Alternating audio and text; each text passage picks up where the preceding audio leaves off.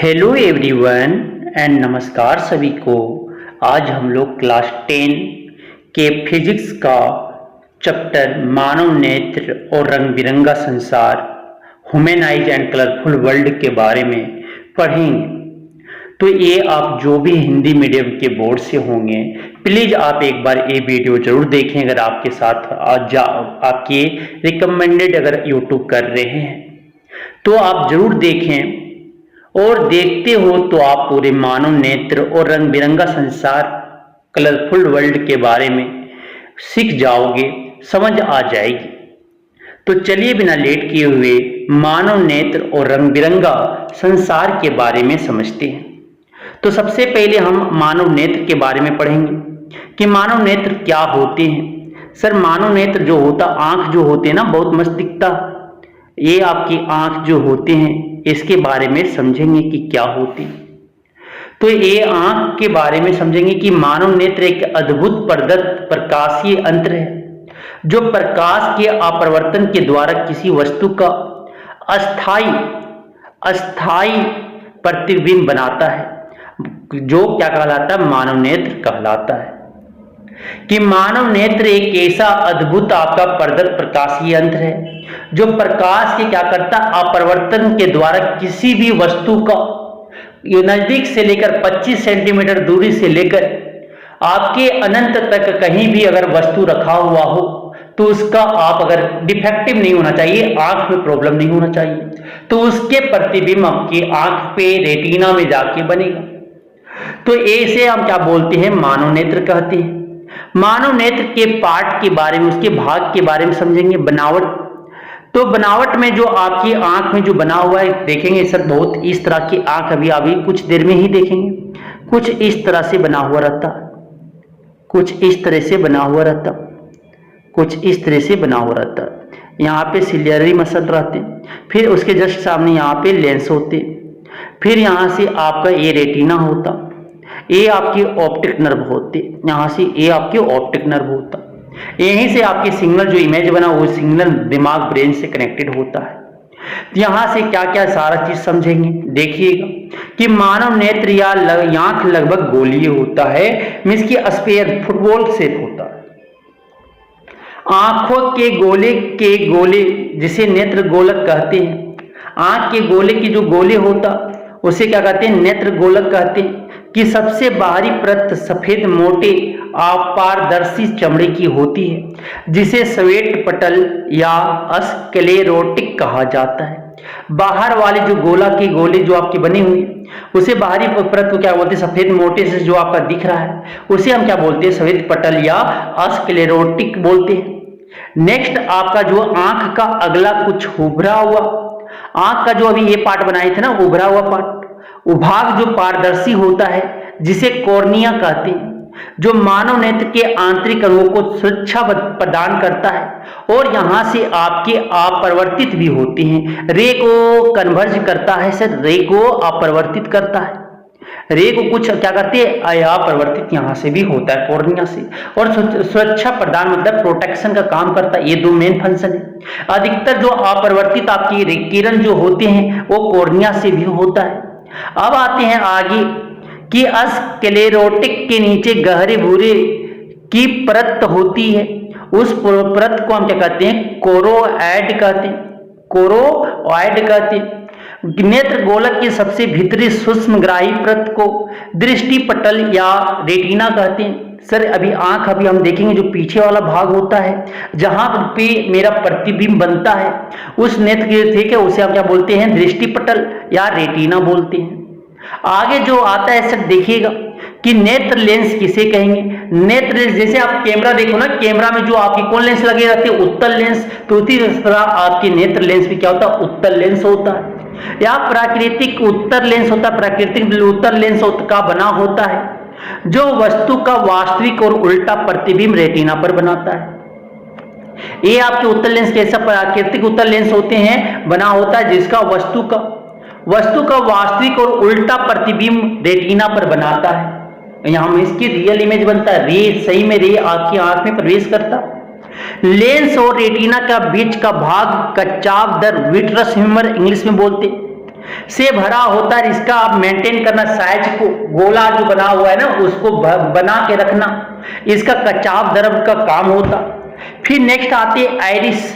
Iris जो होता है सर, आइरिस जो होता है या कॉर्निया और नेत्र लेंस के बीच का भाग है, और ये क्या होता है, रंग होता है, उसमें रंगीन होते, जिसके बीचों बीच एक छिद्र होता है जिसे क्या कहते हैं, पुतली कहते हैं, जहां से आपकी किरण आंख से लेंस पे जाके पड़ता है, लेंस पे गिरता है। यह प्रकाश की तीव्रता के प्रति संवेदनशील होता है। अगर आप देखते होंगे धूप में चला जाओगे तो पुतली छोटा हो जाएगा, एरिस बड़ा हो जाएगा। ठीक है, पुतली छोटा हो जाएंगे, एरिस बड़ा हो जाएगा। यही अगर आप डीम लाइट में अंधेरा में आ जाओगे तो पुतली बड़ा हो जाएगा और एरिस छोटा हो जाएंगे। समझिएगा कि धूप में गए तो लाइट आपका आंख में ज्यादा प्रवेश करेगा और दिक्कत होगा, इसीलिए क्या हो जाता है, पुतली छोटा होके आपके जो प्रकाश है वो आपकी इंटर करेंगे, जो प्रवेश करेंगे आंख में वो कम करेंगे। उसके बाद वही सर अगर आप डिम लाइट में चले गए, अंधेरे में चले गए तो पुतली बड़ा हो जाने से वहां पे क्योंकि रोशनी कम है इसलिए रोशनी वहां पे ज्यादा इंटर करने के लिए पप्पिल बड़ा हो जाता है पुतली, और एरिस छोटा हो जाता है। तो एरिस का काम है पुतली को कंट्रोल करना, छोटा और बड़ा करवाना।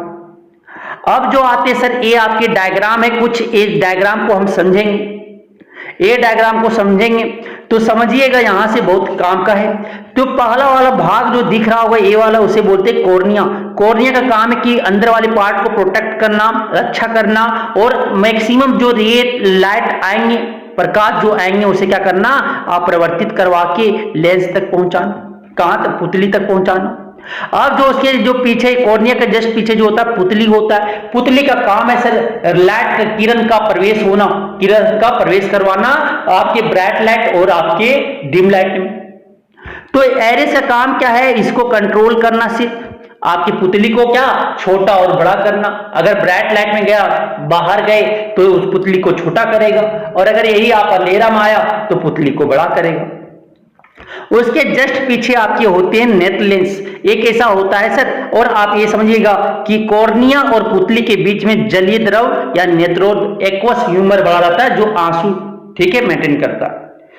अब जो होते हैं इसके अंदर सर आप नेत्र लेंस कैसा होता, उत्तल होता, उत्तल होता है तो क्या करेंगे, एक आपकी कन्वर्ज रे को अपिसारी करेंगे, मतलब एक पॉइंट पे मिलाएंगे, एक पॉइंट पे क्या करेंगे, मिलाएंगे। तो इसे हम क्या बोलेंगे सर, उसे उत्तल लेंस। और ये जो इसका बात जो बनेगा इमेज, वो कहां बनेगा, रेटिना में। रेटिना या दृष्टि पटल जो बनते हैं उसे कहते हैं। ये नेत्र गोलक है आपका पूरा यार, ये क्या है, प्रकाश स्नायु बोलते हैं इसी को बोलते हैं सर ऑप्टिक नर्व, दीर्घ तांत्र बोलते हैं, तंत्रिका, दीर्घ तंत्रिका। यही से जो आपकी इमेज जो उल्टा बनाना आपका, अगर ऑब्जेक्ट इस तरह से है, समझिएगा वस्तु इस तरह से, तो रेटिना पे जो इमेज बना, बाहर देखो बना के दिखा रहे, इस तरह से आपके बनेंगे, उल्टा बनेंगे। तो ये दिमाग ने फिर मैनिपुलेट करता और उसे क्या सीधा करके हमें बताता है। तो ये रेटिना समझ में आ गया। सिलियरी मसल का काम क्या है, समझिएगा, सिलियरी मांसपेशियां लेंस को, उसके मोटाई को पतला और मोटा करना, क्योंकि बहुत 25 सेंटीमीटर से लेकर अनंत तक के क्या बनते, इमेज यहां पे बनते। तो सिलियरी मांसपेशियां ने क्या किया, लेंस को मोटा और पतला करने में मदद करता है सर, कौन, सिलियरी मसल्स। नेत्र लेंस पता चल गया। अब देखिएगा कचाव द्रव का काम है, और गोलीय, आपका आंख को गोलीय बनाकर रखना। ये आपकी इतने इंपॉर्टेंट पार्ट थे, इंपॉर्टेंट भाग थे आंख का। अब आगे हम लोग चलते हैं। अब आता है सिद्धांत की, आपकी मानव नेत्र किस सिद्धांत पे काम करता है। तो मानव नेत्र जो है प्रकाश के अपवर्तन के नियम पर कार्य करता है सर, रिफ्लेक्शन ऑफ लाइट पे काम करता, तथा वस्तु आपके जो होते हैं अस्थाई और तथा उल्टा प्रतिबिंब कि वस्तु का अस्थाई तथा, ठीक है, कहीं भी वस्तु रखा हुआ उसका अस्थाई तथा उल्टा प्रतिबिंब बनाता है। वस्तु का अस्थाई तथा उल्टा मतलब कि वस्तु कहीं भी रखा हुआ, वस्तु कहीं भी दूरी पर रखा हुआ उसका अस्थाई प्रतिबिंब बनेंगे, एक ही जगह पे रेटिना पे बनेंगे। उल्टा और कैसा बनेगा, आपके वास्तविक प्रतिबिंब बनते, जिससे मस्तिष्क के प्रेरणा से हम सीधा रूप में देख पाते हैं, क्योंकि वो सीधा बंद कैसे देखते हैं कि मस्तिष्क ने उसे क्या करता, प्रेरणा से वो क्या करता है, मैनिपुलेट करता है और क्या करता है, सीधा बताता है, इसलिए हम सीधा देख पाते हैं। अब आते सिद्धांत भी समझ में आ गया, क्या लिखोगे, प्रकाश क्या परिवर्तन के नियम पर कार्य करता है। नेक्स्ट आता है आपका मानव नेत्र की देखने की क्रिया विधि। मानव नेत्र की क्रिया विधि देखते हैं, मानव नेत्र की देखने की क्रिया विधि। जब किसी वस्तु से चली प्रकाशीय किरण नेत्र लेंस से परिवर्तित होता है तो उस वस्तु का वास्तविक और उल्टा प्रतिबिंब रेटिना पर प्राप्त होता है। जब भी कोई वस्तु से मानो कि सर आंख में गया, यही तो आंख है, आंख यहां पे है, इस तरह से आपके बने हुए सर, इस तरह से बने हुए, यहां पे रेटिना और इस तरह से आपके निकले हुए हैं।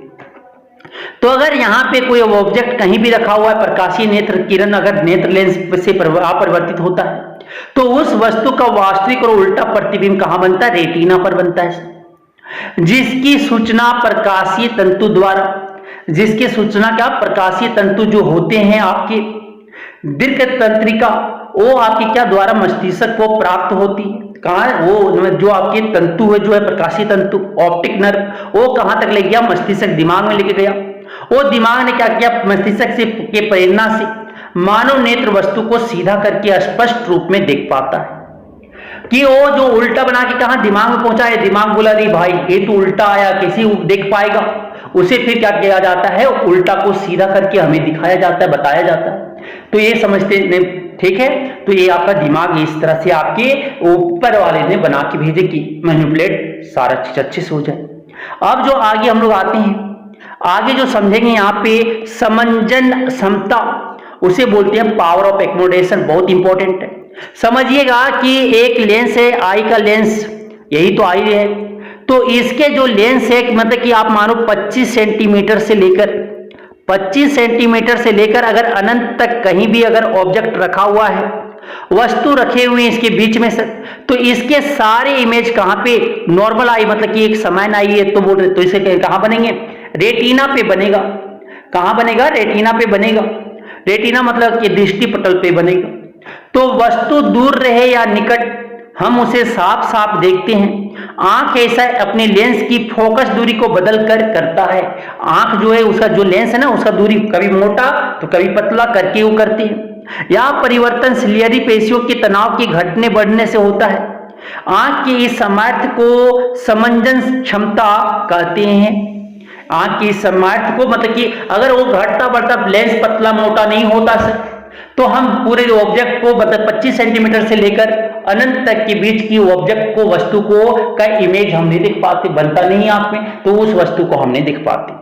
तो इसी को बोलते हैं समंजन क्षमता, मतलब कि आपने लेंस, आंख के लेंस की फोकस दूरी को बदल कर करता जो है, चेंज करता और दूर का जो डिफरेंट दूर और निकट की वस्तु के साफ साफ अगर आप मेरा जो इमेज बनते हैं रेटिना पे, उसका ऑब्जेक्ट दिखता हमें, उसी को हम क्या कहते हैं, समंजन क्षमता कहते हैं। अब जो आता है आगे से, अस्पष्ट दृष्टि की न्यूनतम दूरी कितना होना चाहिए, बोल रहे थे ना 25 सेंटीमीटर। तो जिस न्यूनतम दूरी तक आंख वस्तु को साफ साफ देख सकता है उसे अस्पष्ट दृष्टि की न्यूनतम दूरी कहते हैं, और इसे संकेत डी से सूचित किया जाता है, कैपिटल डी से।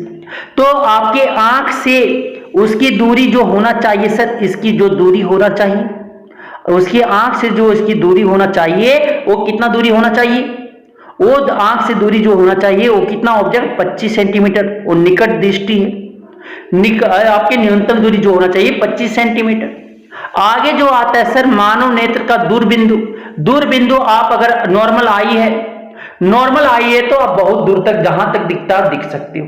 तो वह दूरस्थ बिंदु जहां पर स्थित किसी वस्तु को नेत्र बिना समंजन के स्पष्ट देख सकता है, नेत्र का दूरबिंदु कहलाता है। इसलिए क्या माना लिया जाता है, अनंत। मानव नेत्र का दूरबिंदु नेत्र लेंस से अनंत दूरी पर होता है। इसे एफ से डिनोट नहीं करते, ठीक है, एफ से डिनोट नहीं, वो भी आप क्या यू से डी से ऐसे कर सकते, एफ से डिनोट नहीं करते, एफ फोकल लेंस से करते हैं। समझ आ गया। तो अब आगे जो आता है सर मानव नेत्र का निकट बिंदु। मानव नेत्र का निकट बिंदु जो होता है, रेंज से देखेंगे परास, कहां परास क्या होता है, दूर वाला, और नजदीक वाला जो छोटा है और सबसे बड़ा है वही तो परास है सर। तो वह निकट स्थित बिंदु जहां पर स्थित किसी वस्तु को नेत्र समंजन की क्रिया से स्पष्ट देख सकता है, देख सकता है, नेत्र का निकट बिंदु कहलाता है।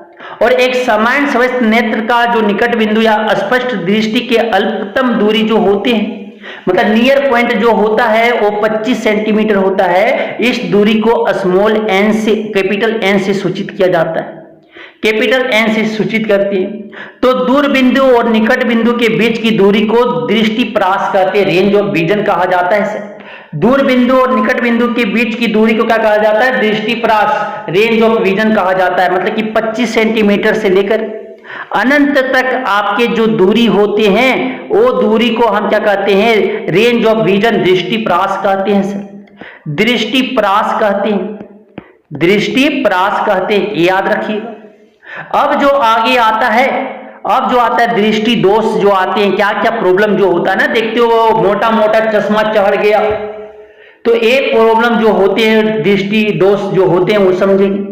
कई कारणों से नेत्र बहुत दूर स्थित या निकट स्थित वस्तुओं का स्पष्ट प्रतिबिंब रेटिना पर बनाने की क्षमता खो देता है। ऐसी कमी दृष्टि दोष कहलाती है। कि कई कारणों से नेत्र क्या होता है, बहुत दूर स्थित हो गए ऑब्जेक्ट, तो कोई बच्चा देखते होंगे सर पीछे बेंच पे अगर बैठा हुआ है तो उसे ग्रीन बोर्ड या व्हाइट बोर्ड जो टीचर जहां पे पढ़ा रहे हैं उसे दिख नहीं रहा। किसी अगर आप देखे होंगे कि जो मिडिल एज में पहुंच गए, मतलब कि 40 साल 45 साल वाले लोग को, उसे निकट वाला नजदीक वाला नहीं दिख रहा, दूर वाला दिख रहा। तो ये सब जो या कि एक जो ऐसा होता है जो ना उसे दूर का दिखता है ना नजदीक का दिखता है, वो बुढ़ापा एज में आता है। तो ये सब जो बीमारी होते हैं, डिफेक्ट होती है दृष्टि दोष, उसी को क्या कहा जाता है? कमी दृष्टि दोष कहा जाता है। जो प्रतिबिंब रेटिना पर बनाने की क्षमता खो देता है, उससे पहले बन जाएगा रेटिना का या दृष्टि पटल के बाद बनेंगे। वही तो दो केस होंगे, मतलब दृष्टि पटल पे एग्जैक्ट नहीं बन पाएगा, तो इसे क्या कहते हैं? दृष्टि दोष कहते हैं। तो दृष्टि दोष जो होते हैं समझिएगा, दृष्टि दोष मुख्यतः आपके 4 प्रकार के होते हैं। एक आपका कैटरेक्ट, मोतियाबिंद नहीं बताया गया, 4 जो होते हैं मोतियाबिंद होते हैं। तो पहला निकट दृष्टि दोष होता है, शॉर्ट साइटनेस बोलते हैं या माइपिया बोलते हैं। दूसरा जो होता है दूर दृष्टि दोष होता है, फार साइटनेस या हाइपरमेट्रोपिया। तीसरा जो होता है जरा दूरदर्शिता कहते हैं, जरा दूरदर्शिता कहते, प्रेस बायोपिया कहते। तो ये आती जो चौथा होते उसे मोतियाबिंद कहते, जिसे इंग्लिश में बोलते हैं कैटरेक्ट। ठीक है, तो इसके बारे में आप समझेंगे। तो ये आप समझिएगा निकट दृष्टि दोष क्या होगा। तो निकट दृष्टि दोष क्या होंगे समझिएगा कि निकट दृष्टि दोष या शॉर्ट साइटनेस या मायोपिया जो जिसने, तो आप समझ लो एग्जांपल कि सर अगर आपका कोई एक स्टूडेंट यहां पे बैठे हुए और टीचर ने यहाँ पे पढ़ा रहे हैं, क्लास ले रहे हैं, यहाँ पे टीचर क्लास ले रहे हैं, तो ये बुक को ये पढ़ ले रहा आसानी से, वो जो स्टूडेंट है बुक को पढ़ ले रहा है, लेकिन यही इसको देख नहीं पा रहा है जो टीचर क्या ब्लैक बोर्ड पे या ग्रीन बोर्ड पे लिखे हैं वो उसे दिखाई नहीं दे रहा है। तो इसी को हम क्या बोलते हैं? निकट दृष्टि दोष। तो निकट दृष्टि दोष में जिस नेत्र दोष के कारण कोई व्यक्ति निकट स्थित वस्तु को स्पष्ट रूप से देख पाता है किंतु दूर स्थित वस्तु को स्पष्ट रूप से नहीं देख पाता है, तो उसे निकट दृष्टि दोष कहते हैं। तो मतलब कि यहाँ पे स्टूडेंट क्या किया, एक जो विद्यार्थी थे वो बुक को पढ़ लिया लेकिन ब्लैक बोर्ड पे क्या लिखा हुआ नहीं पढ़ पाया, मींस कि नजदीक वाला उसे दिख गया, दूर वाला नहीं दिखा, तो उसी को क्या कहते हैं? निकट दृष्टि दोष कहते हैं। अब निकट दृष्टि दोष होता क्या है, क्या उसमें कमी आ जाता है जो निकट दृष्टि दोष कहलाते हैं। दोष के कारण क्या क्या होता है, इसके 2 कारण हो सकते हैं। नेत्र गोलक का लंबा हो जाना, मतलब जो गोला है ना, गोला जो है सर नेत्र इसी तरह होते हैं, जो गोला है, गोला जो है वो क्या चिपटा हो गया, उसके दूरी के बीच की दूरी बढ़ गया, ये चिपटा हो गए, इस तरह से हो गए। तो देखिएगा लेंस और आपके लेंस और रेटिना का दूरी, बीच की दूरी क्या हो जाता है? बढ़ जाता है। पहले यहीं तक था सर, अब क्या हो गए? बढ़ के जो चिपटा हुआ तो यहां तक आ गया। तो इसी कारण से क्या होता है? उसे प्रॉब्लम होता है। तो उसी का कारण क्या हुआ? तो यहां पे सोच समझिएगा, नेत्र लेंस का आवश्यकता से अधिक मोटा हो जाना, या लेंस क्या हो जाएगा? बहुत मोटा हो जाएगा सर, बहुत मोटा हो जाएंगे, नॉर्मल से बहुत मोटा हो जाता, जिससे उसकी फोकस दूरी का कम हो जाना, जिससे उसका क्या हो जाता है, फोकस दूरी जो है बहुत कम हो जाता है। उसी को हम क्या कहते हैं सर, दोष के कारण, यही दो दोष हो सकता है। फोकस जो आपका है लेंस की फोकस दूरी का कम हो जाना, या मतलब कि लेंस का आवश्यकता से अधिक मोटा हो जाना मतलब फोकस दूरी कम हो जाना, और दूसरा क्या था कि नेत्र गोलक का लंबा हो जाना, मतलब लेंस और रेटिना के बीच की दूरी बढ़ जाना। पहले मानो कि लेंस इस तरह से था सर, अब मोटा हो गया, तो इसी कारण क्या होता है, मायोपिया होता है।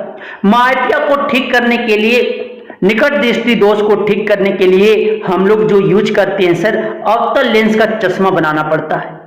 इस दोष को दूर करने के लिए उचित फोकस दूरी वाले अवतल लेंस के चश्मे का उपयोग किया जाता है, जो दूर स्थित वस्तु को नजदीक में लाकर उसे आसानी से देख पाता है। तो समझिएगा कि मायोपिक आई से कैसे हम ठीक करते हैं, मायोपिक आई कैसे होता है सर, समझिएगा थोड़ा सा हम यहाँ पे समझने का कोशिश कर रहे हैं।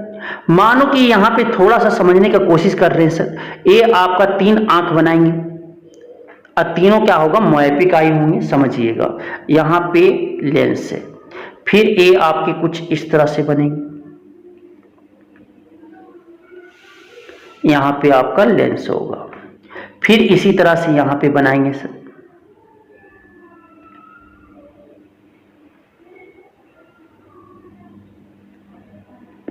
ठीक है, इस तरह से बनाएंगे, समझिएगा।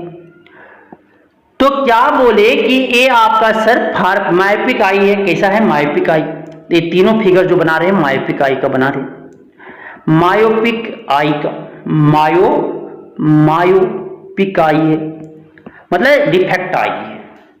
तो यहां पे अगर फार पॉइंट, अगर आपके मायोपिक आई अगर निकट बिंदु पे रखा हुआ है, कहां रखा हुआ है, निकट बिंदु पे रखा हुआ है, तो निकट बिंदु पे अगर रखा हुआ है सर, ए नियर पॉइंट में अगर कोई ऑब्जेक्ट रखा हुआ ओ, तो ओ ऑब्जेक्ट जो जाएंगे, समझिएगा ध्यान से, ओ एक ऐसे जाएगा सर, लेंस आपके स्ट्रेट में जाएगा, एक यहां से इस तरह से जाएगा, और ए जो अब क्या करेंगे, कन्वर्ज करेंगे और कहां पे बनाएगा, रेटिना पे बनाएगा इमेज। तो ए हम देख लिए क्या कि जो आपके नियर बिंदु, निकट बिंदु पे अगर ऑब्जेक्ट है, निकट बिंदु पे अगर वस्तु है तो इमेज कहां बना, प्रतिबिंब रेटिना पे बन गया, रेटिना पे ऑब्जर्व हो गया। अब यहां पे आपकी इमेज बन गई।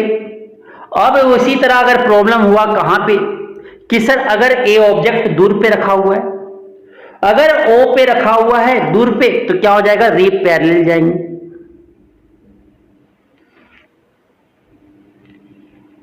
रे क्या जाएंगे, पैरेलल जाएंगे।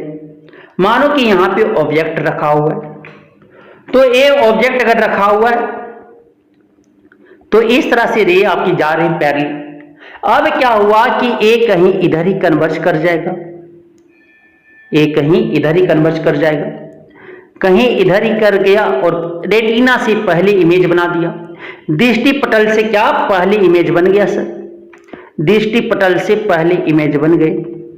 एक सीधा रे भी लेके जा रहे, एक सीधा रे लेके चल जा रहे, एक सीधा रे भी लेके चला जा रहे, मतलब कि डायरेक्ट।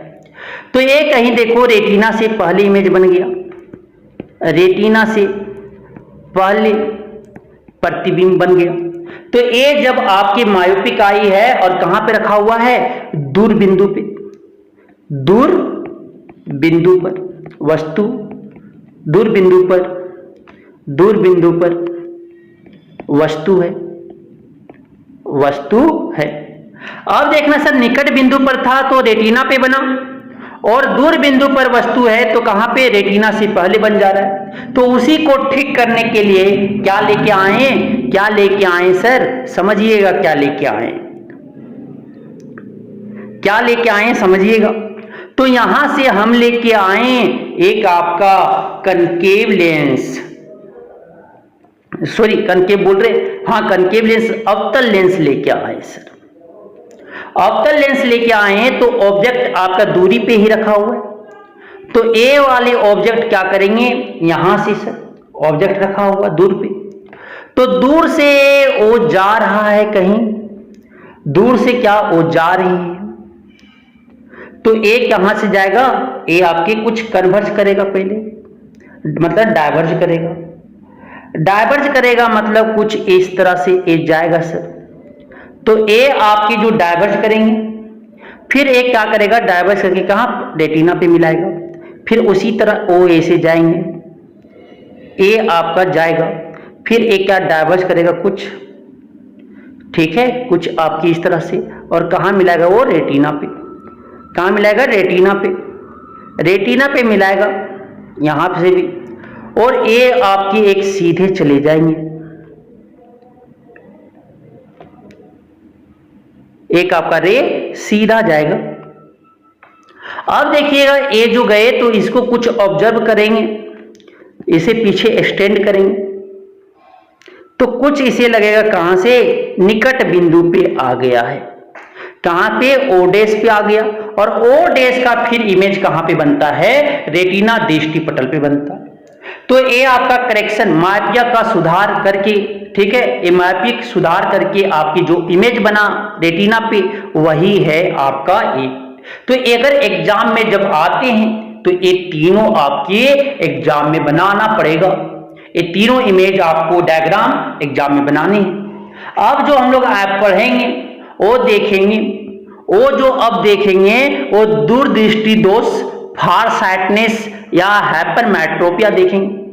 तो सर अगर कोई व्यक्ति है तो उसे नजदीक का नहीं दिख रहा, मानो कोई व्यक्ति बैठा हुआ है और न्यूज पेपर पढ़ रहे हैं, सर क्या पढ़ रहे हैं, न्यूज पेपर पढ़ रहे हैं, न्यूज पेपर उसे अच्छा से दिखाई नहीं दे रहा है, लेकिन वही वो अगर दूर का ऑब्जेक्ट देख रहा है तो दिखाई पड़ रहा है, दिखाई पड़ रहे हैं, दिखाई पड़ रहा है। दूर का ऑब्जेक्ट अगर दिख जाए और नजदीक का वस्तु ना दिखे तो उसी को तो दूरदृष्टि दोष कहते हैं। तो वह नेत्र दोष जिसके कारण कोई व्यक्ति दूर स्थित वस्तु को स्पष्ट रूप से देख पाता है किंतु नजदीक स्थित वस्तु को स्पष्ट रूप से नहीं देख पाता है, तो उसे दूरदृष्टि दोष कहा जाता है। दूरदृष्टि दोष मतलब दूर का दिखना, नजदीक का नहीं दिखना। निकट दृष्टि दोष मतलब निकट का दिखना और दूर का नहीं दिखना, ये माइंड में बैठा लीजिएगा। अब जो आते हैं दोष, क्या क्या दोष हो सकते हैं सर इसमें, तो इसमें दोष जो होता है नेत्र गोलक का छोटा हो जाना, उसमें लंबा हो गया था ना, उसमें छोटा हो जाएगा, मींस कि नेत्र और लेंस और रेटिना, नेत्र लेंस और रेटिना के बीच की दूरी कम हो जाती है। मानो कि सर एक आपकी ये साधारण आंख था, ये आपके साधारण आंख थे, इसमें यहां पे लेंस था, तो ये क्या हो गया, इसके छोटा हो गए, छोटा हो गए सर, छोटा हो गया तो मतलब क्या, लेंस और यहां का दूरी जो था रेटिना का वो क्या हो गया, कम हो गया। लेंस और रेटिना की दूरी क्या हो गए, कम हो गए, ठीक है, नेत्र गोलक क्या हो गया, छोटा हो गया। दूसरी बात जो है सर, नेत्र लेंस का आवश्यकता से अधिक पतला हो जाना, मतलब क्या कि ये लेंस आपका था साधारण और ये पतला होके कुछ इस तरह से हो गया, पूरा पतला हो गया, मतलब फोकस दूरी बढ़ जाना या लेंस का पतला हो जाना, अधिक पतला हो जाना। दूसरा बात क्या, नेत्र गोलक छोटा हो जाना या लेंस और रेटिना के बीच की दूरी कम हो जाना। तो इसके जो इमेज बनेंगे वो रेटिना के बाद बनेंगे, रेटिना के क्या बाद बनेंगे सर, इसीलिए इस दोष के कारण बनते हैं। अब इसके सुधार कैसे हम कर सकते हैं, सुधार उपचार, तो इस दोष को दूर करने के लिए उचित फोकस दूरी वाली उत्तल लेंस के चश्मे का उपयोग किया जाता है, मतलब इसमें आपके उत्तल लेंस यूज किया जाता है, कन्वेक्स लेंस, ठीक है, कन्वेक्स लेंस उत्तल लेंस का उपयोग किया जाता है, जो मतलब रे को क्या करे, कन्वर्ज करे, एक जगह पे मिलाए। और उसका देखिएगा बीमारी कैसे क्या होता है, कैसे इसमें होता है, इमेज देखिएगा सर। तो ये मानो क्या, हाइपरमेट्रोपिक मतलब दूरदृष्टि दोष आपकी आंख है, तो दूरदृष्टि दोष आपकी आंख है, तो पहला जो आंख बनाते हैं हाइपरमेट्रोपिक का, ये आपके बनेंगे कुछ लेंस इस तरह से। फिर दूसरा,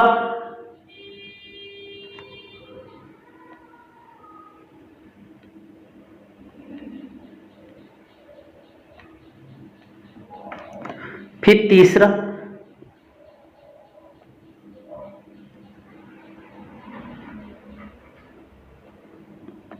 तो इस तरह से आपके तीन हाइपरमेट्रोपिक आई है। ये क्या आपके ये क्या है, दूरदृष्टि दोष। वाले 3 बना दिए तो देखिएगा कि अगर दूर का ऑब्जेक्ट है, दूर का अगर ऑब्जेक्ट है नियर पॉइंट, तो ए अगर आपका प्रॉब्लम है नियर पॉइंट, आपका दूर का अगर ऑब्जेक्ट है, मतलब मानो कि नजदीक का ऑब्जेक्ट है सर। निकट का अगर आपका है, निकट दूरी पर वस्तु क्या है, वस्तु है, तो ए क्या हो जाएंगे, यहां से 2 रे निकलेंगे, तो 2 रे कुछ इस तरह से निकलेगा सर, इस तरह से निकलेंगे। मतलब ये दूर पे है, ये समझ लीजिएगा कि दूर पे रखा हुआ ऑब्जेक्ट है, दूर पे है, मानो दूर पे पैरेलल जा रहा है सर, पैरेलल। तो दूर पे अगर दूरी पर वस्तु है, देखिए आपकी दूरी पर, तो दूरी पर अगर वस्तु है तो कहां बनेगा, ये रेटिना पे बनेंगे। कहां बन गए, रेटिना पे बन गया सर, रेटिना पे बन गया। लेकिन यही अगर आपका नजदीक पे रखा हुआ है, कहां रखा हुआ है, नजदीक पे रखा हुआ है, तो ए अगर वहां पे ओ है, एन मान लो, ए मानते था एन डेस एन, तो अगर यहां पे रखा हुआ है तो ए आपके कुछ इस तरह से जाएंगे, इस तरह से जाएंगे। अब क्या हो जाएंगे, ये जो कहीं बाहर बनाएगा, क्योंकि ये लेंस और रेटिना की दूरी जो होता है कम पड़ जाता है, तो ये बाहर बना दिया सर, इस पॉइंट पे बनाएगा। इस पॉइंट पे जब बनाएगा तो ये मानो कि इसको दूर लेके जाना, शिफ्ट करना ऑब्जेक्ट को, ऑब्जेक्ट को क्या करना है, दूर शिफ्ट करना है। दूर शिफ्ट करना है तो यहां पे क्या लगाएंगे, समझिए, यहां पे क्या लगाएंगे, दूर शिफ्ट करना तो क्या लगाएंगे, यहां पे कन्वेक्स लेंस लगाएंगे, मतलब उत्तल लेंस लगाएंगे। मानो कि यहां से रे आपकी जो है एन से जो है सर, एन से आपके कुछ गया, रे इस तरह से जाएंगे, एक क्या करेंगे, कुछ कन्वर्ज करेंगे, फिर एक क्या करेंगे, कन्वर्ज करेंगे, फिर एक कन्वर्ज करके कहां, रेटिना पे मिला देंगे। कहां मिलाएंगे, रेटिना पे बनाएंगे। तो ए जो अगर आप ये कन्वर्ज किया, तो ए कन्वर्ज किया तो लगेगा कहां से कुछ आ रहा है, कुछ लगेगा एन से आ रहा है। क्या लगेगा, एन से आ रहा है, और इसका क्या, रेटिना पे। ये आपके उपचार जब कर लिया जाएगा दूरदृष्टि दोष का, तो उसके कहां, उसकी इमेज जो प्रतिबिंब रेटिना पे बनने लगेगा दूर का।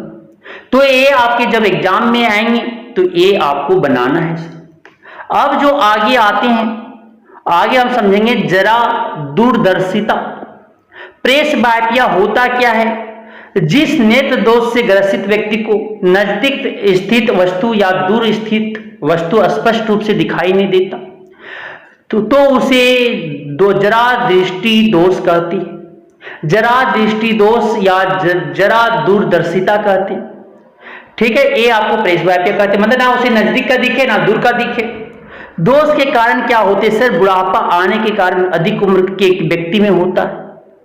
मुख्य कारण सिलियरी मांसपेशियां जो होता है ठीक से कार्य नहीं कर पाता है, करना नहीं होता, कर नहीं पाती, इसलिए आप नेत्र दोष प्राय अधिक उम्र के व्यक्तियों में होता है। तो ये इसका कारण सिलियरी मांसपेशिया के कारण हो जाता है। इसमें जो होते हैं सर उपचार जो होता है, देखे होंगे कि बूढ़े वाले लोग में चश्मा में दोनों आपकी लेंस लगा रहता है। तो इस दृष्टि दोष को दूर करने के लिए बाइफोकल लेंस, मतलब कि आपकी कनकेव और कन्वेक्स दोनों, उत्तल और अवतल दोनों यूज किया जाता है। उत्तल और अवतल दोनों यूज किया जाता है। नीचे में सर उत्तल लगा रहता है, ऊपर में जो है अवतल लगा रहता है। अवतल दूर को देखने के लिए यूज करते हैं, 2 भाग इस तरह से चश्मा बना रहता है ना, इस तरह से चश्मा जब बने रहते हैं, इस तरह से बने रहते हैं ना, तो इसमें 2 भाग क्या रहता है, ऊपर में जो रहता है सर अवतल रहता, और नीचे जो रहते वो उत्तल। सही बोल रहे ना, हाँ उत्तल रहता, ऊपर वाले अवतल, नीचे वाले उत्तल। तो ये लेंस आपको यूज करके फिर ठीक किया जाता है। अब जो नेक्स्ट आता है सर, आपकी जो आते हैं वो आते हैं मोतियाबिंद। तो मोतियाबिंद क्या होता है कि एक एज के बाद जो आपके जो लेंस होते हैं वो धुंधला पड़ जाता है। क्या हो जाता है, आपकी मिल्की कलर में चेंज हो जाता है, दूधिया सा हो जाता है, और जो ये आपको देखने में मदद नहीं करता, खराब हो जाता है, जिसका रे पास नहीं होने देता। तो रे जब पास नहीं हो जाता तो डॉक्टर क्या करते, इसे कहते हैं मोतियाबिंद। तो ये डॉक्टर क्या करते हैं, इस लेंस को काट करके हटा कर वहां पे आर्टिफिशियल लेंस लगा दिया जाता है और फिर आपका ये बीमारी ठीक हो जाती है। तो ये सर्जरी के द्वारा ठीक किया जाता है। तो ये मोतियाबिंद हो गया। अब जो हम आते हैं आगे जो पढ़ेंगे वो मानव नेत्र और फोटोग्राफिक कैमरा, ये बहुत इंपॉर्टेंट है। तो ये आपकी जो मानव कैमरा और ये जो होता है दोनों में अंतर क्या क्या बता सकते हो, कमेंट करके बता। तो मानव नेत्र जो होता है और एक तरफ ग्राफिक फोटोग्राफी लिया हुआ है कैमरा, तो यह प्रकाश के अपवर्तन के सिद्धांत पर कार्य करता है, यह भी प्रकाश के अपवर्तन के सिद्धांत पर कार्य करता है। दोनों में पहले समानता दिख रही, फिर असमानता दिखेंगे। दोनों प्रकाश अपवर्तन के सिद्धांत पर कार्य करता हो, या उत्तल लेंस का बना होता है या भी उत्तल लेंस का बना होता है। इसमें भी वस्तु का वास्तविक और उल्टा प्रतिबिंब बनाता है। देखिए इसमें भी आपकी वस्तु का वास्तविक और उल्टा प्रतिबिंब बनाता है। इसमें अनेक संवेदनशील भाग होते हैं, लेकिन इसमें भी अनेक संवेदनशील भाग होते हैं। मतलब कैमरा को आंख को देखकर ही कैमरा को डिजाइन किया गया है। आप जो फोटो कैप्चर करते हो उसमें समानता एक है, लेकिन न भगवान बनाए हैं।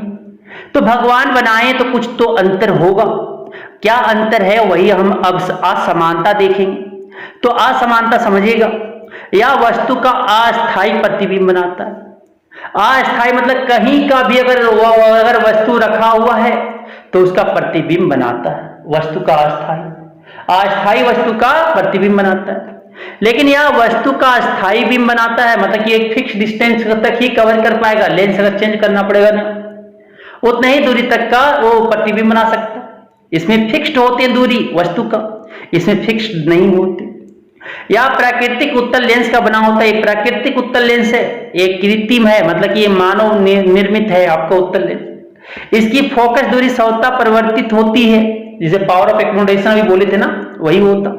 इसकी फोकस दूरी स्वतः परिवर्तित नहीं होता, लेंस को चेंज करना पड़ता है, डालना पड़ता है, घटाना पड़ता है। अगर आप कम बेसी करना, ज्यादा कम करना है तो इसकी फोकस दूरी स्वतः परिवर्तित नहीं होती। इसमें प्रकाश की तीव्रता के लिए शटर कार्य करता है।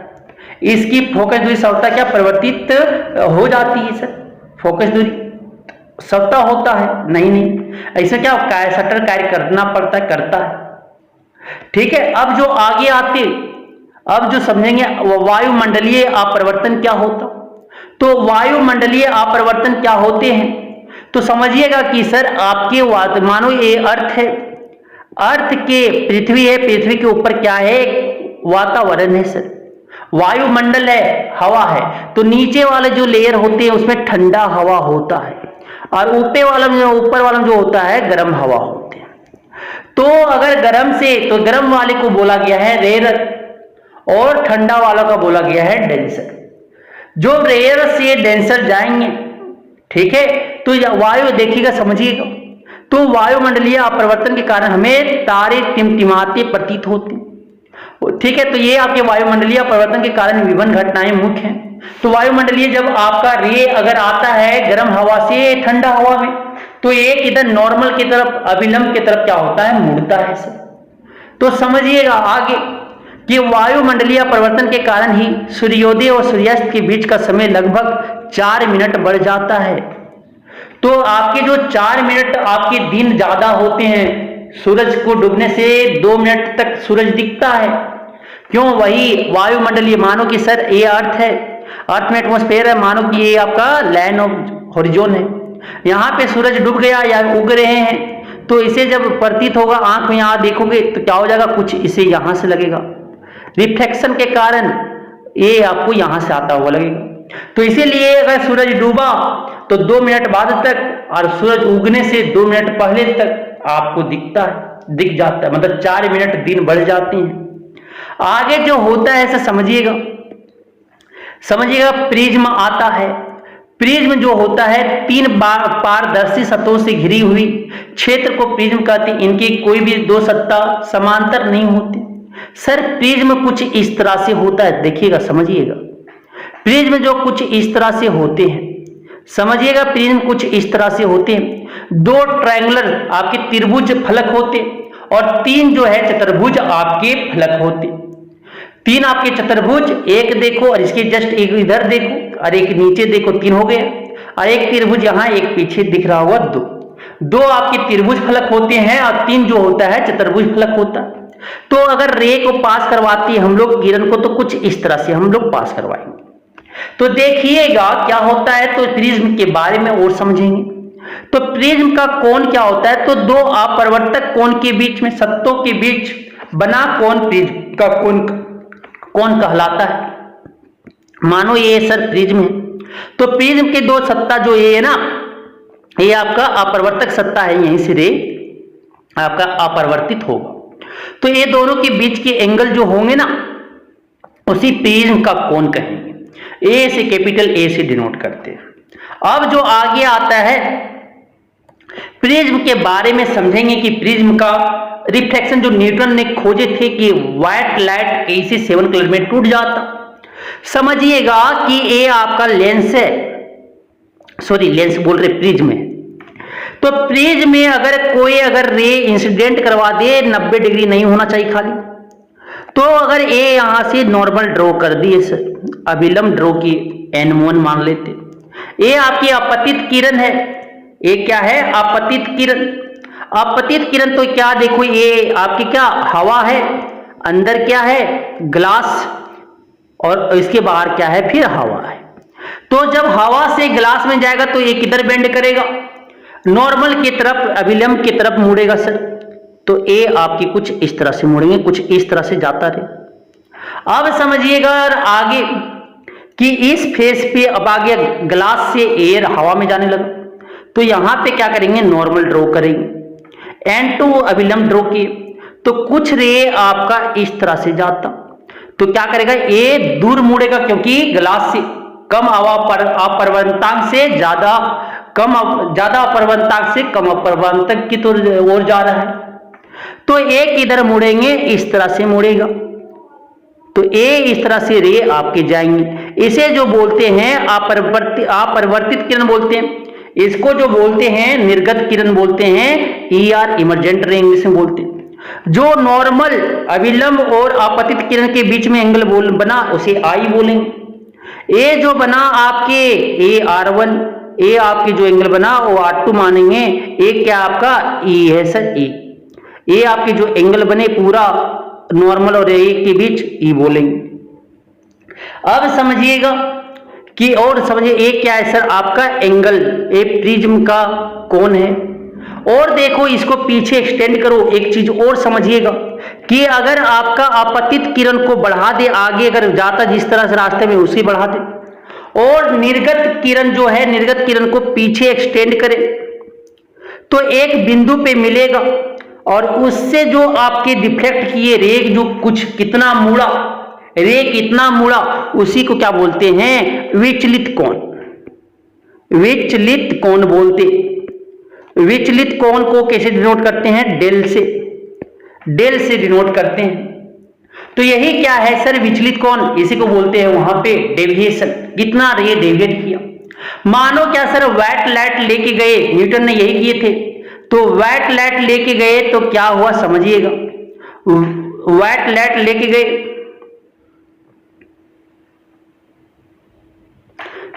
तो देखिएगा समझिएगा, व्हाइट लाइट लेके गए, व्हाइट लाइट चला गया, फिर ये क्या करेगा, ये आपका सर इस तरह से कुछ करेगा, थोड़ा सा ये आपका अपरिवर्तित करेगा।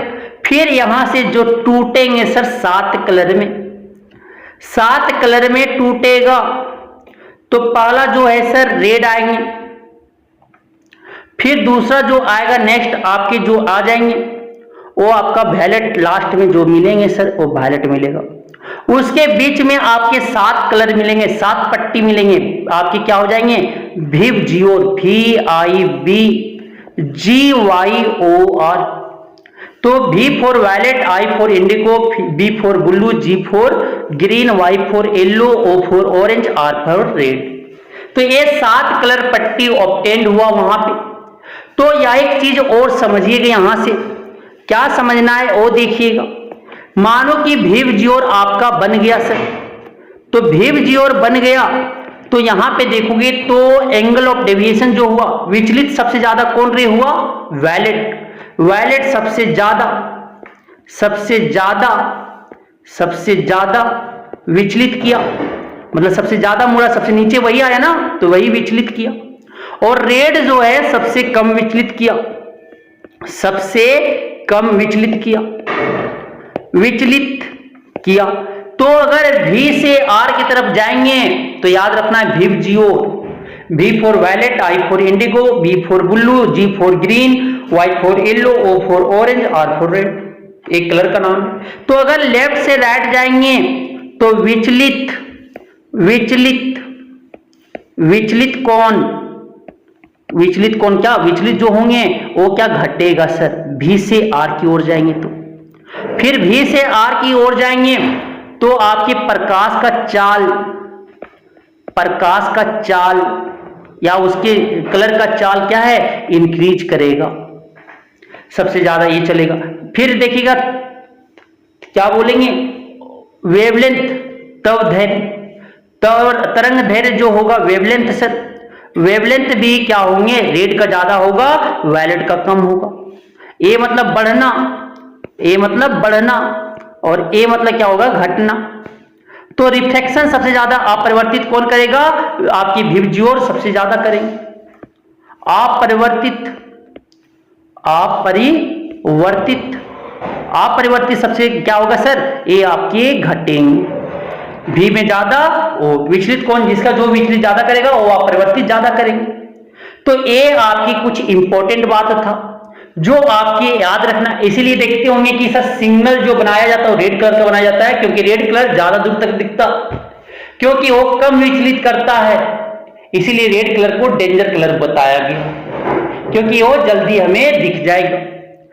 क्योंकि आगे आता है सर, ये अगर आपको समझ में आ गया तो आप प्रकाश का वर्ण अभी पढ़े ना, वही डिस्पर्सन।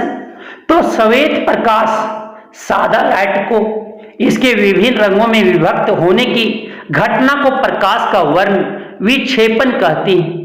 मतलब कि इस सादा प्रकाश को 7 कलर में बांट देना, तोड़ देना को डिस्पर्सन कहते हैं। श्वेत प्रकाश कई रंगों का मिश्रण है, 7 रंगों का, 7 रंगों का मिश्रण है। भिव जियोर याद रखिएगा, भिव जियोर याद रखिएगा, भिव जियोर। अब जो आगे आते हैं वो समझेंगे वर्णपट। वर्णपट किसे बोलते हैं सर, ये स्क्रीन बोलते हैं, कि जिस श्वेत प्रकाश के वर्ण विक्षेपण के फलस्वरूप प्राप्त 7 रंगों के पट्टी को वर्णपट कहते हैं, स्पेक्ट्रम कहते हैं इंग्लिश में सर। वर्णपट जिसमें 7 कलर आपका प्राप्त हुआ, उस विक्षेपण से, वर्ण विक्षेपण से, डिस्पर्सन के व्हाइट लाइट के से जिस फलस्वरूप पे, जिस पट्टी पे 7 रंग प्राप्त हुए उसे क्या बोलेंगे, वर्णपट कहते हैं। तो वे रंग जो होते हैं बैंगनी, जामुनी, भिव जियोर बोले ना, भिव जियोर, आई सर, आई फॉर इंडिगो, भिव जियोर याद रखिएगा, भिव जियोर। वेजानी, पी नाला, वे फॉर बैंगनी, जा फॉर जामुनी, नी फॉर नीला, हा फॉर हरा, पी फॉर पिल्ला, ना से नारंगी, लाल से लाल, ला से लाल। तो इस तरह से बेजानी, हपी, नाला करके आप याद रख सकते हो। तो ये आपके बता दी कि कौन कैसे होगा। तो ये भी आपको देखिए बता दिए सर कि बैंगनी का वर्ण के प्रकाश का तरंग दैर्घ्य सबसे कम और आपका लाल का प्रकाश का तरंग दैर्घ्य सबसे अधिक होता है। श्वेत प्रकाश के वर्ण निक्षेपण में बैंगनी रंग का विचलन सबसे अधिक होता है। अभी विचलित बोल रहे थे, सबसे ज्यादा कौन होगा, आपके बैंगनी रंग, लाल रंग सबसे कम होंगे, याद रखिएगा। अब जो आगे आते हैं सर, अब आते हैं प्रकाश के विभिन्न वर्ण, रंग और उनके तरंग दैर्घ्य, याद नहीं करना इसे। अब आगे आते क्या, श्वेत प्रकाश रंगों का मिश्रण है। तो श्वेत रंग 7 कलर, न्यूटन ने अपने ठीक है, न्यूटन जो थे वैज्ञानिक, वो बहुत प्रसिद्ध थे। तो क्या किए, वो व्हाइट लाइट को उसमें पास करवाए सर, व्हाइट लाइट को उसमें पास करवाए। जब वो पास करवाए तो देखे क्या कि वो रिफ्लेक्शन होने के बाद वो 7 कलर अलग अलग कलर में टूट गए। ये 7 कलर में अलग अलग क्या टूट गए सर, 7 कलर में वो क्या हुआ, टूट गया। तो ये 7 कलर में जो टूटा ना, तो उसी को क्या फिर बाद में एक और एक्सपेरिमेंट किया, क्या उल्टा लेके गए। तो ये जब इसमें गया तो क्या फिर निकला, वहां से व्हाइट लाइट निकला। जब व्हाइट लाइट निकला तो समझे क्या कि वो 7 कलर से ही बना हुआ है। तो समझिएगा, प्रसिद्ध वैज्ञानिक न्यूटन ने ही सर्वप्रथम प्रिज्म की सहायता से सूर्य का प्रकाश का वर्णपट प्राप्त किया था। उन्होंने एक दूसरे प्रिज्म द्वारा वर्णपट के रंगों को और विभाजित करने का प्रयास किया, उल्टा ले लिया सर। उन्होंने पाया कि दूसरा प्रिज्म उन रंगों को और अधिक रंगों में विभाजित नहीं करता। फिर उन्होंने क्या, दूसरे प्रिज्म को पहले प्रिज्म के विपरीत रखा ना, ऐसे तो ऐसे रख दिया गया, उल्टा रखा, उल्टा रख दिया, एक ऐसा लिया तो एक आपके ऐसे लिए, इससे रे पास करवाए, ऐसे कुछ करके ऐसे आ गया सर, फिर ये ऐसे गया, फिर ऐसे करके ऐसे निकल गया। तो ये रे आपकी कुछ पास करवाई, उस तरह से वो क्या पास करवाई। तो ये 7 लाइट का फिर उल्टा क्या, व्हाइट लाइट मिल गया, श्वेत प्रकाश मिल गया। तो पाया कि दूसरे प्रिज्म से निर्गत प्रकाश जो हुआ वो श्वेत प्रकाश था। इससे उन्होंने यह निष्कर्ष निकाला कि सूर्य का प्रकाश वर्णपट के रंगों से ही बना है, मतलब 7 रंगों से ही बना। कोई भी प्रकाश जो सूर्य के प्रकाश जैसा वर्णपट दे, श्वेत प्रकाश कहलाता है। अगर कोई भी प्रकाश सूर्य के प्रकाश की ओर आपका रंग दे, 7 कलर ही दे, तो उसे क्या बोलेंगे, श्वेत प्रकाश, व्हाइट लाइट पढ़ेंगे कहते। थोड़ा और समझिएगा कि सर 7 कलर है तो काला कोई क्यों दिखता है, लाल क्यों दिखता है, टमाटर लाल क्यों है सर, आपके रात में काला क्यों दिखता है, सादा कपड़ा, व्हाइट कपड़ा व्हाइट क्यों दिखता है। तो क्या होता है, थोड़ा सा समझिएगा कि व्हाइट लाइट क्या किया, 7 कलर को रिफ्लेक्ट कर दिया, परावर्तन कर दिया सर। तो इसीलिए क्या हुआ, रिफ्लेक्ट किया 7 कलर को, तो क्या व्हाइट सफेद दिखा। अगर 7 कलर का ऑब्जर्व कर लिया, अपने अंदर समा लिया रे को, तो उसे हम जो बोलते हैं वो क्या बोलते हैं, उसे हम जो बोलते हैं काला कलर बोलते हैं। अगर लाल को सिर्फ रिफ्लेक्ट किया, बाकी को रख लिया अपने पास में, समा लिया, और लाल को बोला लो देख लो, तो टमाटर इसलिए लाल दिखता है। अगर कोई काला दिख रहा है मतलब उसका गलती नहीं, क्या वो सारा कलर अपने में समा लिया, कोई भी कलर रिफ्लेक्ट नहीं किया, इसलिए वो काला दिख रहा है। और आगे जो इसी तरह की, अगर आप पिंक बोलोगे तो 2-3 कलर का मिक्सचर होता, बाकी वो 2-3 कलर को रिफ्लेक्ट कर रहा, बाकी को ऑब्जर्व कर लेना। तो वही मेन प्रिंसिपल सिद्धांत है कि कलर को कोई भी लाल, काला, ब्लू, पीला दिखना। अब आगे आते हैं, आगे समझिएगा, अब आगे जो आते हैं वो हम समझेंगे इंद्रधनुष। तो इंद्रधनुष कैसे बनता है समझिएगा। तो वर्षा होने के बाद जब सूर्य चमकता है, वर्षा हुआ तो जल क्या, यहाँ पे जल रहेंगे सर, आपके जल की बूंदी बूंदी है सर हर जगह पे, और वहां पे सूर्य की ओर पीठ करके खड़े होते हैं, सूर्य के पीठ सूर्य के अपोजिट में खड़ा हो जाते हैं सर, सूर्य की तरफ क्या है, सूर्य जिधर पड़ा है उसकी पीठ की तरफ। तो उसके विपरीत तो हमें कभी कभी आकाश में अर्धवृत्ताकार रंगीन पट्टी दिखाई पड़ती है। तो कभी आपके रेनबो आपके अपोजिट में इस तरह से दिख जाता है, सूर्य इधर है पीछे की ओर, और इसके पीछे हम खड़ा हो गए, इधर से हम देख रहे हैं सर, इधर देख रहे हैं। तो क्या देखिए, सूर्य के अपोजिट में बनता है हमेशा। तो इस अर्धवृत्ताकार रंगीन पट्टी को इंद्रधनुष कहते हैं। अब होता है असंख्य वर्षा की बूंदे प्रिज्म सा व्यवहार करती, जो छोटा छोटा ड्रॉपलेट है, पानी की बूंदे हैं, वो प्रिज्म के जैसा बिहेव करता है, व्यवहार करता है। सूर्य के श्वेत प्रकाश को उसके 7 रंगों में विभक्त कर देती है, तोड़ देती है, और हमें इंद्रधनुष दिखाई पड़ता है। तो समझ आ गया कि इंद्रधनुष कैसे बनते हैं और इंद्रधनुष किसे कहते हैं। अब आगे आता है नेक्स्ट समझिएगा, प्रकाश का प्रकीर्णन, स्कैटरिंग ऑफ लाइट। तो किसी कण पर पड़कर प्रकाश को क्या करे, विखेर दे सर, चारों तरफ विखेर दे, तो उसी को क्या बोलेंगे, प्रकीर्णन कहेंगे। तो किसी कण पर पड़कर प्रकाश के एक अंश के विभिन्न दिशाओं में छितराने को प्रकाश का प्रकीर्णन कहते हैं, स्कैटरिंग ऑफ लाइट कहते हैं। मतलब कि कोई भी अगर पड़ा प्रकाश तो कण पे, और ये क्या कहते हैं, छितरा दिया, बिखेर दिया अपना रोशनी को, तो क्या उसे क्या बोलेंगे, प्रकाश का प्रकीर्णन। आकाश का नीला रंग, गहरे समुद्र के जल का रंग, सूर्यास्त के समय सूर्य लाल दिखाई देना प्रकाश के प्रकीर्णन के कारण ही होता है।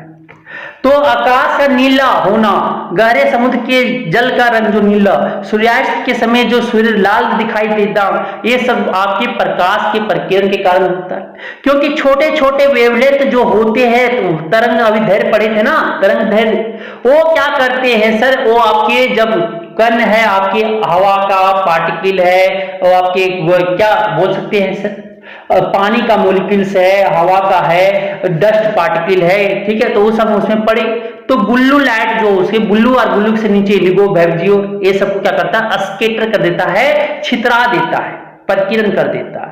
और बाकी जो रेड लाइट को कम करता है तो वो क्या करता है, डायरेक्ट पहुंच जाता है, इसलिए सूर्य क्या होता है, लाल दिखाई देता है। आकाश नीला, क्योंकि ब्लू लाइट को स्कैटर कर दिया, बाकी को नहीं कर पाता है, प्रकीर्णन कर देता है किसको, ब्लू को, नीला को, इसलिए आकाश नीला दिखाई देता है। अब जो आते हैं आगे, प्रकाश के पथ में, समझिएगा, प्रकाश के पथ में आने वाले कणों से विभिन्न दिशाओं में प्रकीर्णित प्रकाश के कारण ही हम प्रकाश के पथ को देख पाते हैं। तो प्रकाश के पथ में आने वाले कण से विभिन्न दिशाओं में प्रकीर्णित, तो देखे होंगे सर स्कैटरिंग ऑफ लाइट जो आपकी आते होंगे घर पे, जो आ रहा हो कहीं से, देखिएगा वेंटिलेटर वगैरह से आपके रे आते होंगे सूरज का, तो उसमें आप ये पार्टिकल रोटेट इस तरह से आपके कर रहे होंगे, इस तरह से आपके कुछ इस तरह से बन के आते हैं सर, ऊपर से आते होंगे, तो इस तरह से आपको दिख रहा होगा। तो ये आपकी क्या हो रही है, लाइट को क्या कर रहा है, स्कैटर कर रहा है पार्टिकल। तो पथ के विभिन्न बिंदुओं से प्रकाश हमारी आंखों तक पहुंचना ही क्या कहलाता है, और हम प्रकाश के पथ को देख पाते हैं। ये प्रकाश हमारी आंखों तक पहुंचता है, इसीलिए हम क्या कर सकते हैं, प्रकाश के पथ को देख पाते हैं, वरना हम नहीं देख पाते। अब आगे आता है कोलाइड किसे बोलते हैं, समझिएगा। तो किसी माध्यम में छोटे छोटे निलंबन को कोलाइड कहा जाता है। सर मानो कि दवा आपका है और इसमें क्या बना दिए, दवा है, इसमें मिक्सचर आपके इसे बोलते होंगे दवा सेक करके।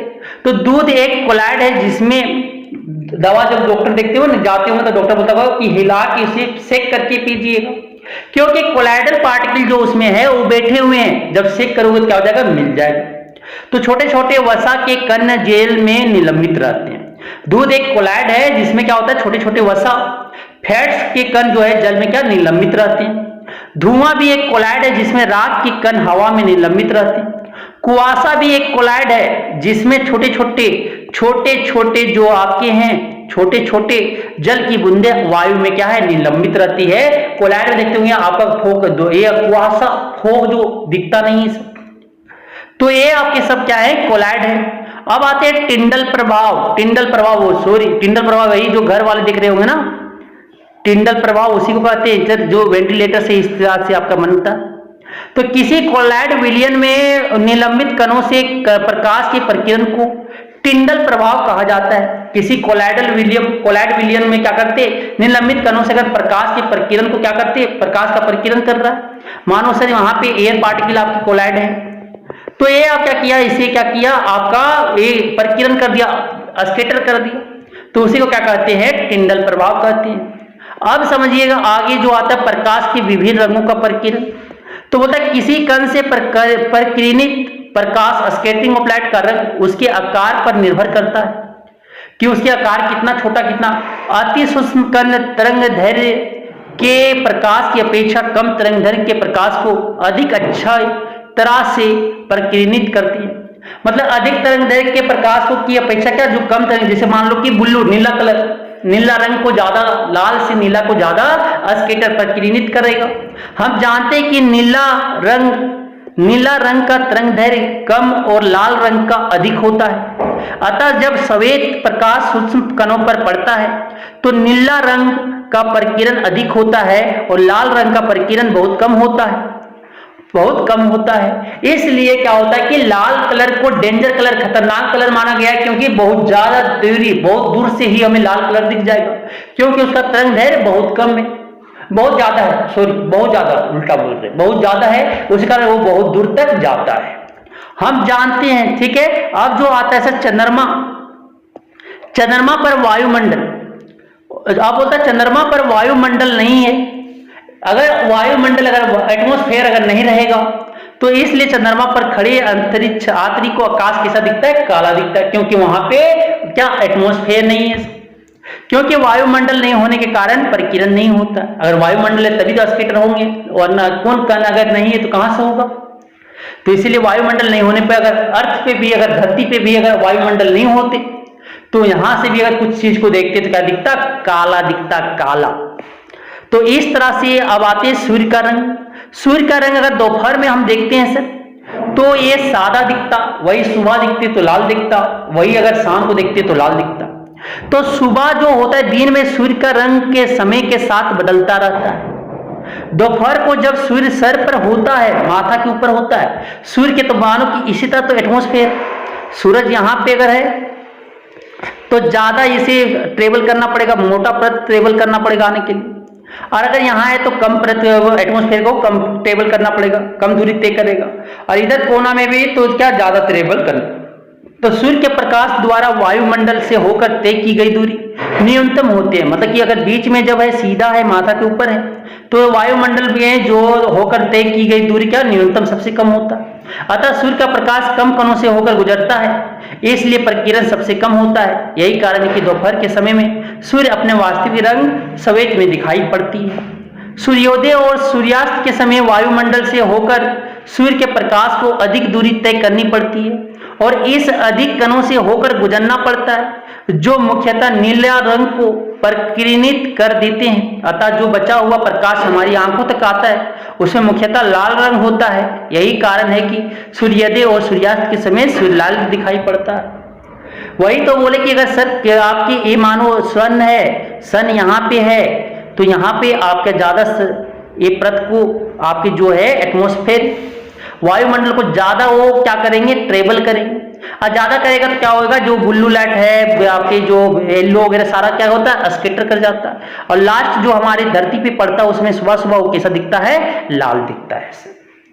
तो यही आपके मुख्य कारण थे। तो scattering of light, atmospheric reflection, star क्यों चमकता है, तो एटमॉस्फेरिक रिफ्लेक्शन के कारण आपके जो है वो ठीक है, आपके वायुमंडलीय अपरिवर्तन के कारण आपका क्या होता है, सूर्य का चमकना हो, ये आपके स्टार चमकते हैं, सर टिमटिमाते हैं। तो ये आपको समझ में आ गया होगा। अगर कि ठीक है, ये आपको बहुत अच्छे से समझ में आए होंगे। आई थिंक ये चैप्टर आपको अब क्लियर हो गया होगा। धन्यवाद।